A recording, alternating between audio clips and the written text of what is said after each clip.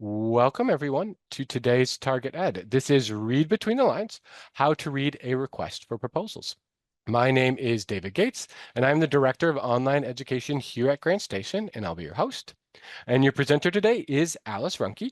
Alice is the president of Grant Station, and before she joined Grant Station, she ran her own consultancy where she raised over $45 million from federal, state, and private grant makers. And today she's going to share her expertise with you and help you better understand RFPs and set up your responses to meet each grant maker's instructions. So please welcome Alice Ruhnke.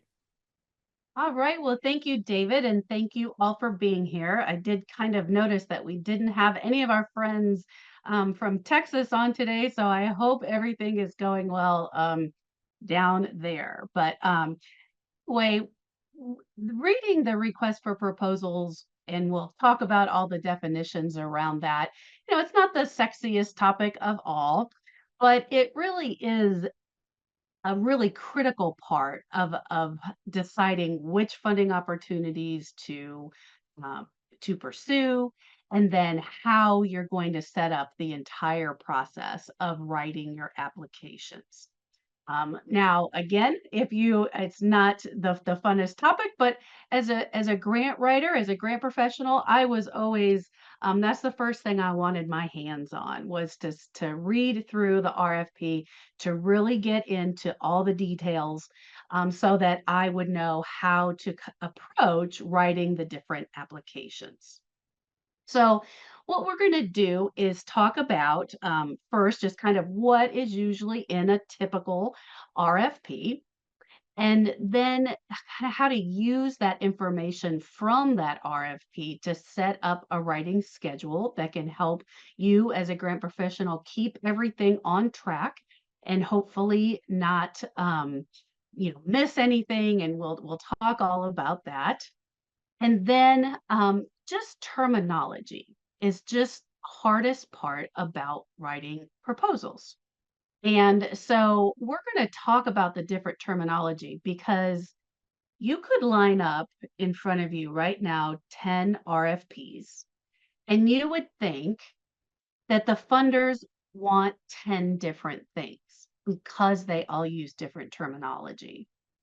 But what I want to kind of show you with synonymous terms and interchangeable terms is that funders are really looking for the same thing. 90% of all applications are the same. They're just worded differently, outlined differently, all those sorts of things. So I kind of want to pull that all apart so that we can see how holistically there's these certain things that funders want, and yet how they ask for that information is what varies and what, again, can make it confusing for the writer.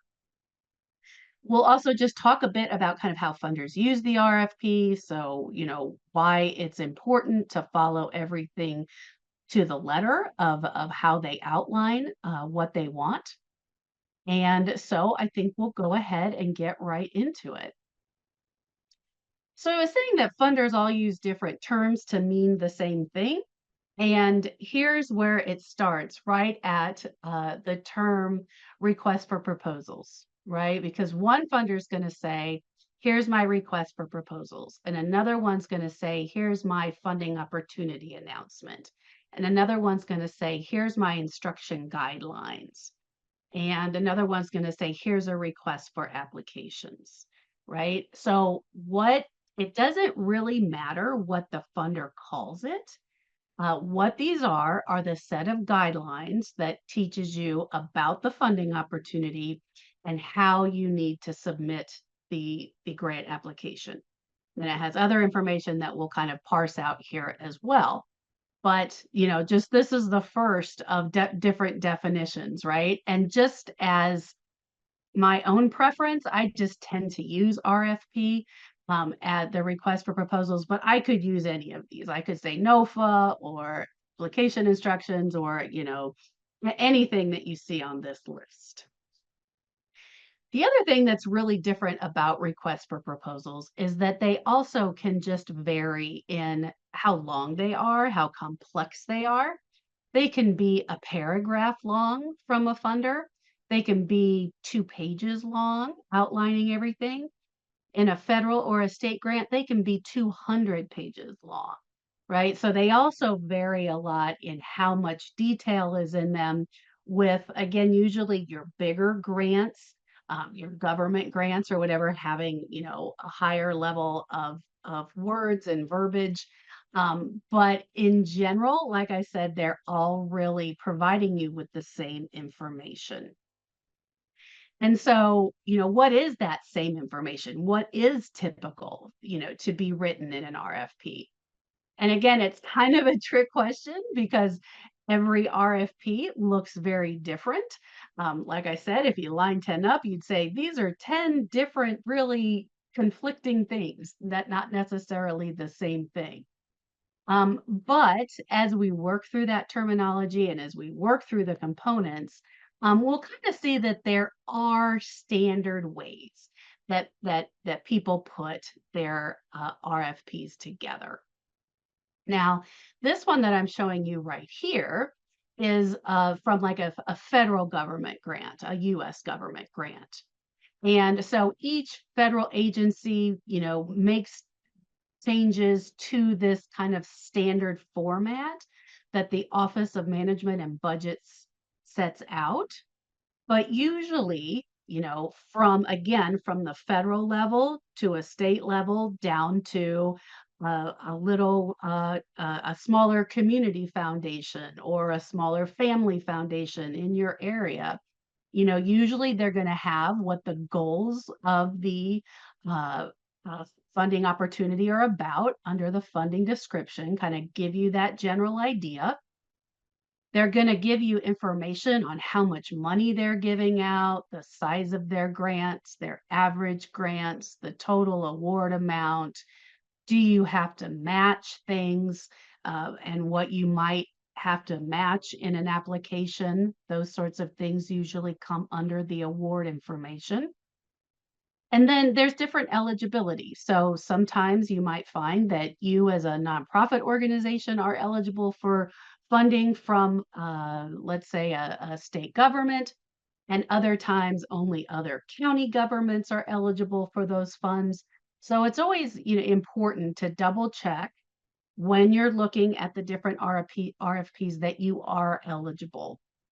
The one that I always struggled with the most, and it just varied by funder how they handled it. But I would have organizations that were 501(c)(3)s and had their nonprofit incorporation letter. Sometimes I'd also work with county governments who didn't have a 501(c)(3).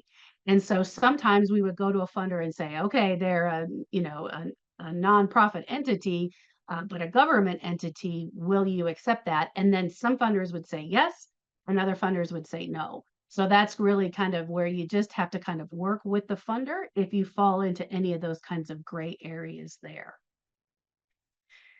Then there's always the application and submission information, which tells you all the components that you have to include in your application and how you need to submit the application.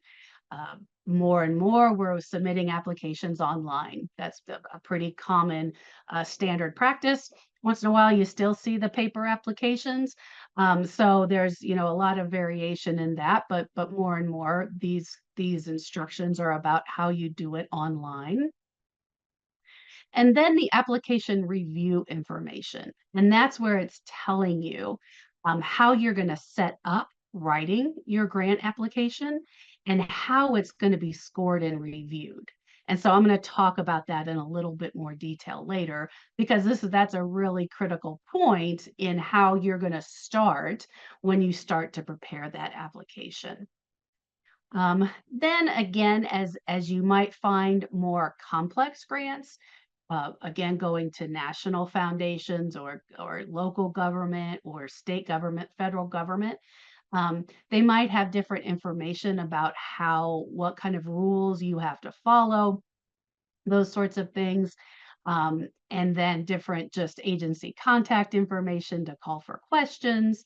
And so, again, like I was saying, this is just kind of a standard format, but again, it could come in 260 pages and it could come in 2 pages. So again, a lot of variation in how it looks. One thing that has gone on that's a new thing at the US federal government level is that the Office of Management and Budget have had revisions to the way that they're doing things. And so right now, the revisions um, provide like a different process for the uniform grants guidance. So what that is, that's the set of rules that that you have to abide by when you get those grants. And so again, if you're working at the federal level or even at the state level, I would be very aware that these things are starting to change. And one of the things that they're saying at this federal level is that they're telling the agencies to make these, again, they're calling them NOFOs, I'm calling them RFPs, making sure that they're written in an easier to understand language and just in plainer language, kind of looking just in a more easier to read format. And so with that guidance, they're kind of telling agencies, that you have to start putting this in place. So some I have actually seen that they've started making these changes to their documents and they're starting to look a little bit different.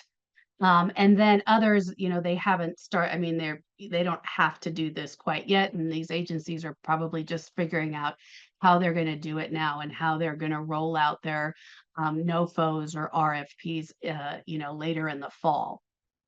But one of the things that I did kind of find, just as kind of an anecdotal thing, was that when I saw kind of a new formatted NOFO or RFP from a federal agency, it did look better, like just the way the pages were laid out and maybe things in charts that made it a little more understandable and things like that. I didn't notice that the language was particularly changed, that made it easier to read. But maybe that's just kind of part of the process and what the federal government agencies are being asked to do. Um, so again, just be aware of these changes that are coming up and kind of follow them if you're working at that state or federal level. So one of the things that when we get that RFP, the first thing that we're really doing when we get this document is really deciding if this is a good fit for our organization, for our projects. Will it be a good return on investment for us? And sometimes, again, you'll find that answer is yes, and sometimes you'll find that that answer is just a no, depending on your own organization and your own capacity and your own goals and those sorts of things. So, some of the things that are kind of my first go, no go areas is looking at, again, usually at the very beginning of that RFP, they're going to tell you what they're trying to do. Again, this is from a government grant to a foundation grant to a corporate grant to any of those kinds of things. They're kind of saying what their vision is, what areas they want to serve, what they want to see changed. So first, you need to obviously make sure that that's aligning with your organization, or you can make that argument as to how you align and your projects that you're going to be proposing with their goals. The second part is looking at that eligibility criteria. So again, just making sure, double checking that you as a 501(c)(3) organization or a government organization or a hospital or a school, whatever you are, that you are eligible to apply. And then again, if you run into questions on that, always reach out to the funder and talk to them because you might find, again, like I said before, there's a workaround or they, hear and see this all the time. And so they have kind of answers and responses that might help you. Then you also just have to look at the amount of funding, right? If I'm looking for funding for a, $500,000 project, is a $5,000 grant going to be worth my time and energy? Versus if I'm looking to fund a $50,000 project, will that $5,000 help to aid my project. So always kind of finding where that balance is of if it's again worth your time and effort. Is it too big? Is it too small? Does it just fit with what you're needing and wanting for your organization? And then almost all funders have deadlines, so you're, always gonna be up against that deadline. Again, sometimes they have them that are once a year, so you really have to plug in your overall calendars where you can fit this particular application in your schedule.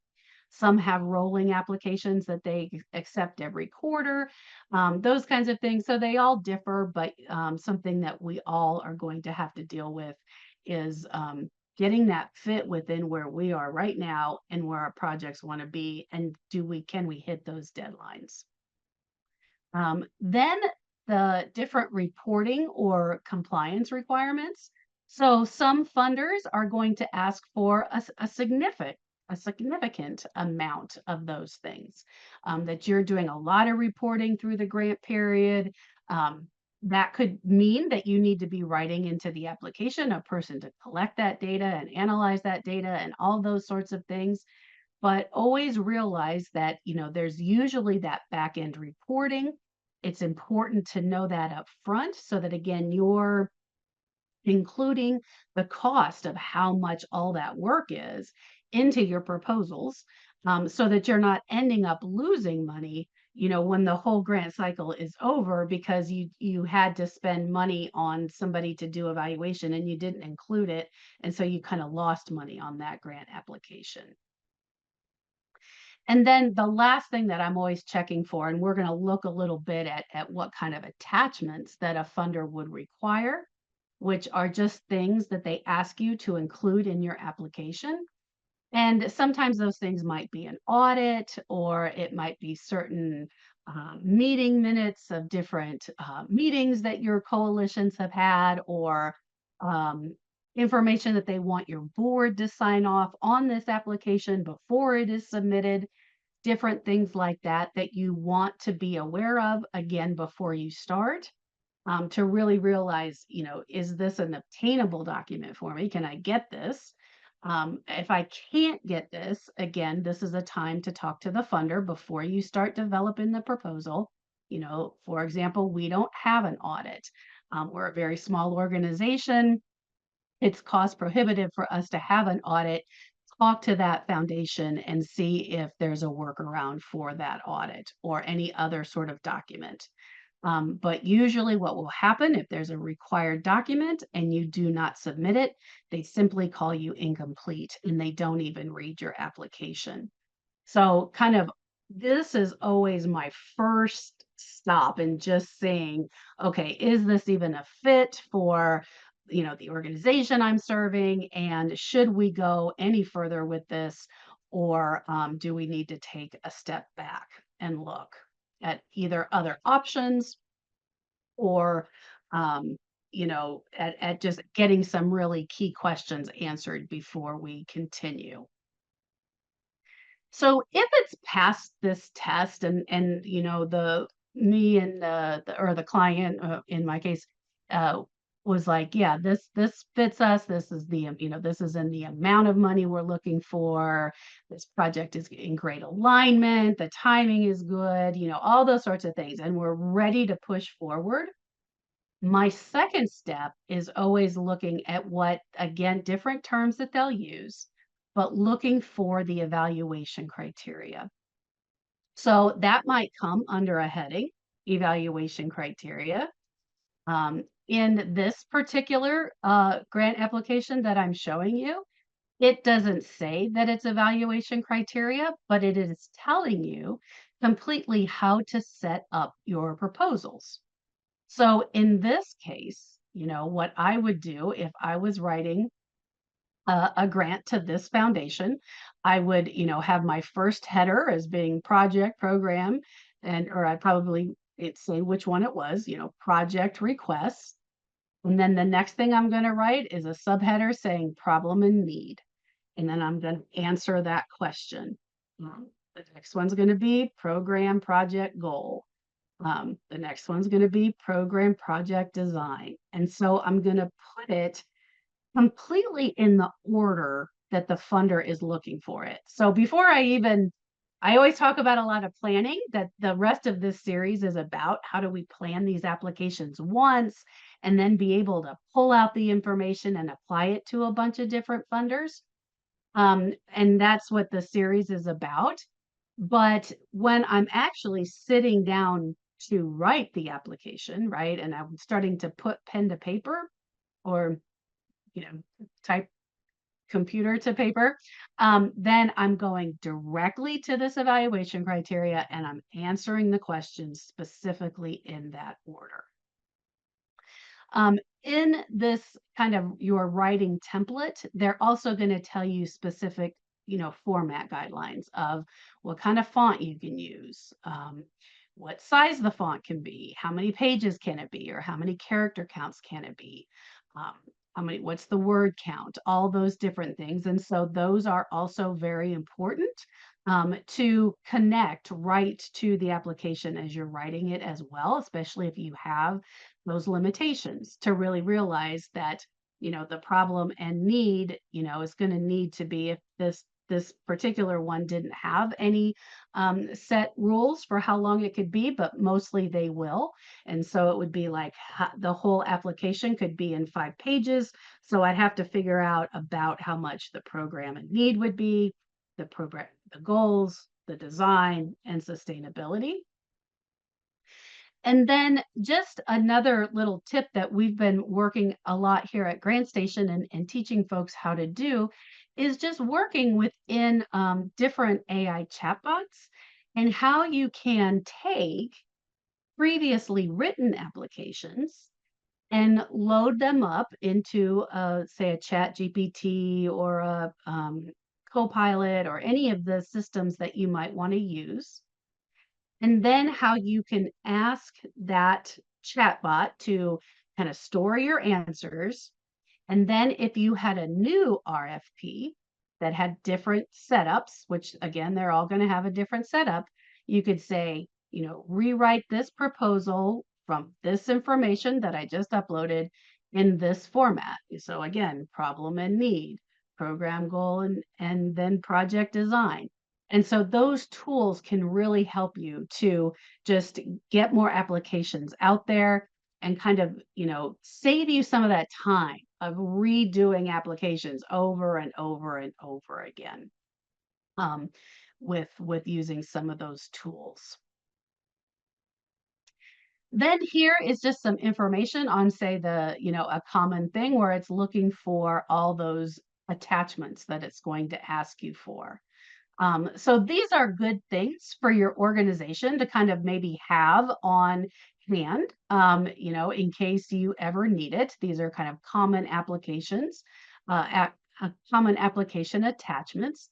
So having your 501c3 list, letter, and your organizational structure and your organizational budget and all that kinds of things is really important just to have handy, because it's just going to help you in the process of when you go to submit the application. These things will be right at your fingertips. So these are great, just common attachments to look at every year and update, put on a lot of different people's computers, or put on a shared drive, and then kind of have it for everybody to pull from in your organization that might be applying. So kind of from all this information, right? So I have this whole list of attachments that's needed. I have this whole kind of set of guidelines that they've told me what questions I have to answer in the narrative. What I do from there is then create that proposal writing schedule, where the first thing I do is list out everything that needs to be included in the application, no matter how big or how small, right? So making sure that all these things are, I'm aware and my team is aware that all these things need to be included. And then the second part of that schedule is actually assigning people different parts of the job. So Again, you can see here, I might start with, that first meeting to go over what the goals and objectives are of the project and who needs to be there and provide their input.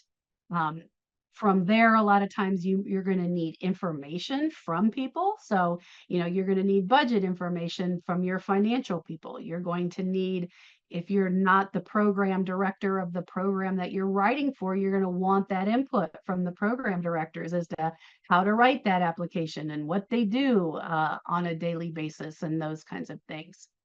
So again, having kind of everything listed out and assigned to a person, and then also assigned a due date. And the reason that this is so important, and I don't know why it is that it seems like writing grant proposals and getting them submitted is the one thing that goes till the final hour and minute and day, hour, and minute, right? For whatever reason, it's just always pushed to the very end. And so this way, again, especially, if you're, the main proposal writer and nobody's getting you the information that you need, and they don't hand you these documents until the 26th of June, then you're not going to have time to write and submit a good quality proposal, right? So you need people to be holding up their end of the bargain, and then working collaboratively with others to make sure that you're submitting the best proposal possible. So this helps with some accountability for people. And again, if your job is the main writer, then it kind of helps protect you a bit as well, especially when other people aren't doing what they're supposed to be doing. The other thing that I also do is I always try to back up the due date, the final like submission date, at least one day. I've heard people say they do it for a whole week. Yeah, that's delightful if you can do it. I'm delighted when I would get it done a day early, just because of the nature of it. So, but if it does seem that that's the day that grant application is due is when you're sitting in Texas right now and out of power.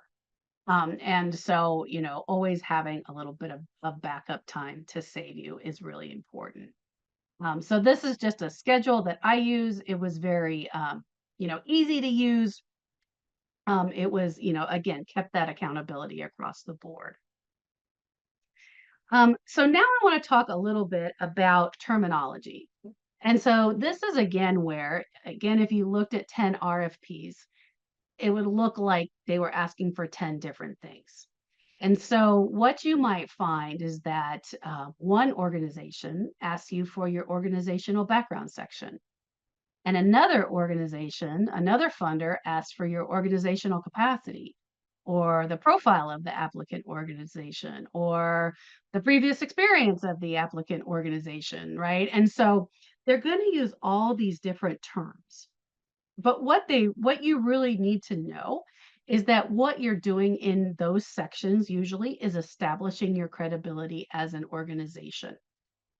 Again, in this whole series, we're going to go through each one of these piece by piece and how do we write it and all sorts of things like that. But if you're not taking the whole series, it's really important to kind of see how, again, funders use these different terms and how if you start to realize that terms are synonymous, then when you're looking at that full RFP, you can really see what translates from other things that you've done and other things you've written to this application. Again, there's usually a need section. Somebody might call it a need for assistance or a problem statement or a situation analysis. Again, they could use a plethora of different words. Again, when you outline it in the application, you're going to use their words. But, usually there's a section in that application where you're talking about your geographic area that you serve, what your target populations is challenged with, and what are the root causes of those challenges? Why are they having those challenges? So again, just kind of seeing this in a nutshell to be able to translate one RFP to another RFP. Then with outcomes and indicators, like this is when we're starting to talk about the changes that we think our participants will have. Again, one funder is going to say, give me your goals and objectives, or what are your results going to be? How do you define success? What's your impact? Again, all those words are used synonymously. So realizing that. And then the other three sections, I'm calling it an approach section where we're telling the funder what we're going to do once we get their dollars. Again, funders use all sorts of different words that account for that, that mean, what are you going to do? So it could be methodology, it could be a work plan, it could be action steps, it could be methods. Again, they're all going to say something different. Then with evaluation, really what you're doing is you're determining if you met those goals and objectives you set up, or you met those outcomes and indicators that you set up, and did you do what you said you were going to do? Again, one funder is going to say, give me a process and an outcome evaluation. Another funder is just going to say, what's your assessment process? Another funder is going to be, what's your formative and summative evaluation process? Again, just that's where this just gets confusing. But what you're really doing there is evaluating what you've done and what difference you've made. And then finally, budgets. That's fairly, understandable across the board. What funds you need for the project. Usually the budgets are called budgets. So again, throughout this series, this is what we're going to go into detail on, but this is just helpful to always kind of come back to and refer to, so that you can start to, again, translate one funder's verbiage with another funder's to see how they're really asking for the same things. And then the way that a funder would use that RFP, usually at a first round, when your applications come in, they're first looking at, did you submit all of the required documents? Are you in compliance with any sort of, maximum or minimum amount of an award that you could have asked for? Sometimes they tell you the range, and if you ask for more, they won't read your application, or if you ask for less, they won't read your application. So the first round is really just the nuts and bolts of them not reading things, but really looking at things. Is this complete? And is this ready? Is this, do you meet all the criteria, eligibility, etc.? And then your applications usually go to some sort of review committee. That could be staff at a foundation. It could be staff at a government agency. It could be volunteers who volunteer to score and read applications. And they go out to that committee to then really read the content and understand and see how, if you answered all the questions, is this a good investment of our dollar? And usually they're using a scoring rubric that lines up completely with the way that RFP was laid out. So if, I can't remember on our last page, but I think it was the need was the very first section that they asked for, then the first thing that the reviewers are looking for is the need section. So that's why it's really important to put it in their order, put it in their using their headers, make it really easy for them to find your answers and score your applications. You want them to be very happy as they're reading your information, and not have to be, scrounging through tons of pages or information to find your answers. So that's, again, usually how they're used on the front end. And so just different things that I would suggest that you kind of do to get more familiar with RFPs. Just go out. I mean, you can go on different online applications. You can request RFPs from different funders. When you do run into an online application, and you usually have to put in some sort of username and password and get access to the application, always make sure that you pull the whole application off. Try to get a PDF of it if possible before you start the process. Sometimes a funder will have it right there as a PDF, and that makes it a lot easier. Sometimes they don't, and you got to kind of work through their online process. But it's just really important to see the entirety of what they're asking before you just start answering the questions on the first page. Because again, funders are all using terms that mean different things. And so you want to see, where are they looking for my credibility? Where are they looking for that need in my community? Where are they looking for what I'm going to do? In that case, I always request, and if a funder doesn't have it handy, just calling them up and asking for one as well, a PDF of it. Because, sometimes you get also like triggers. And so you didn't see that you had to answer another question if you answered this way, right? And so it's really helpful if you can see the full application up front.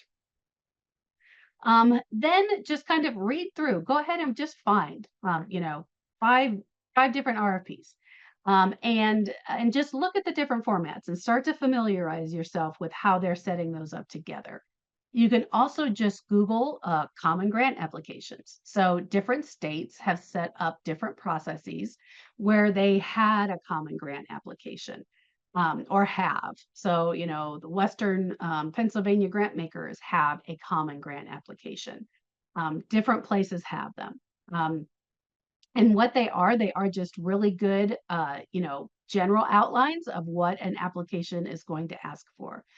It's what I used in this example here today. But even if your state doesn't have one, it's just, again, just a good way to look at and see, how these are lined up and that sort of thing. Here in my state, I know we had one for a while, but none of the funders used it, and so it just kind of went by the wayside.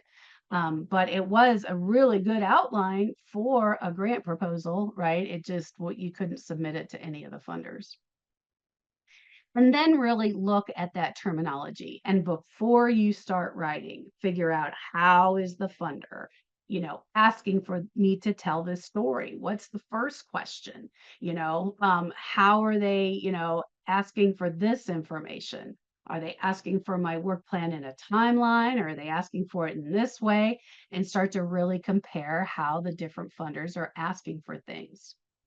And then I also just suggest that if they have, a webinar that discusses the applications, those are great to go to get questions answered, to hear from the different program officers themselves, what they're looking for, give you tips or hints, about writing the applications, or, problems that they've had in the past and how to avoid them, different things like that. So these are all things that I think would be really good to get started. And so here is, like David talked about at the very beginning, this was just our free kind of let's get started with how we read those RFPs. And we're going to move into an entire series with this same structure about how we then write each section and how we connect them together, how we make this really coherent story. So you can sign up, you can take the whole series, you can come in and just join us for any of these particular areas that you might be having more of a problem with, whatever works for you. But it's going to take you all the way through a grant application from beginning to end and show you how to write, how to develop really strong proposals that you can then use over and over and over again. So with that, I'm going to take a drink of water, and I went a little over my time, but I think we might have a few questions. Yes, we do have a few questions in there already. And if you do have a question for Alice, you can hop over to the Q&A section and enter them there. The first couple questions are kind of related, so I'll link them together. Dorothy Okay. asked, how would you differentiate an RFA versus an LOI, or would you treat them the same? But then Leanne asked, I'm curious if you have any tips for LOIs to get through that initial screening process. Yeah. So the difference between an RFP is usually when they're asking for that full application, that they kind of have a full, set of guidelines. And then an LOI is a letter of intent, and it's your, or a letter of inquiry, again, commonly synonymous terms. But that's when a funder is asking you, hey, basically give me the highlights of what you're going to do. Again, usually it includes almost everything that's in full application of, a very brief statement of what need you're addressing, a brief outline of what you're going to do, what you're trying to achieve in your outcomes, what you're looking for in your budget, so usually it's the same components. It's just much more brief, and then if they like the idea of what you're doing and if it matches them, then they ask you to come back and submit a full proposal. So I think with the LOIs, that the tip for that is just to be as succinct as possible, to really get, really drill down to those most important things that you want that funder to know, in a really engaging way, because you have to do it kind of at a faster glance of them looking at your project. So just trying to be as compelling as you can, in a smaller amount of words than you could in a full application. Mhm. So those would be my tips on that. Great. Then Marita asked, sometimes it seems like the funder will ask the same question more than once, usually in different words. Is it appropriate to copy and paste the answer from the first question? Yeah, so that's a great question, Marta, and I agree with you, that sometimes it does look like I've already answered that question. You're getting in that writing and you're like, well, I already described what the target population was dealing with. Why are you asking for it over here?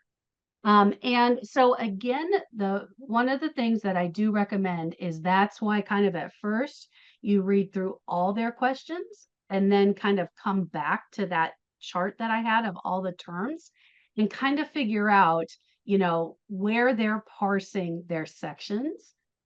Because a lot of times it might look like a similar question, but it's really not. One's more about the outcomes and one's more about the need and that sort of thing. And so, really like kind of analyzing what they're looking for in each section.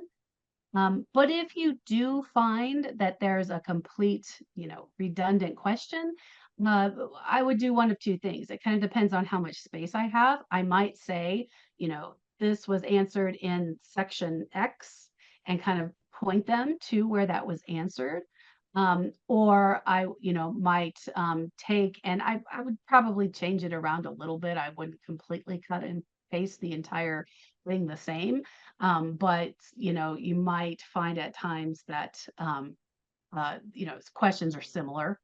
Um, but if I find it too much redundancy, then again, that's where I kind of start to, look at how they're asking the questions and am I missing the way that they're putting this together, Mhm. Um, and yeah, so or kind of what happens a lot, as a funder, you're putting things together and it makes sense in your head, but then on the grant writer side, you're looking at it and it's not making as much sense.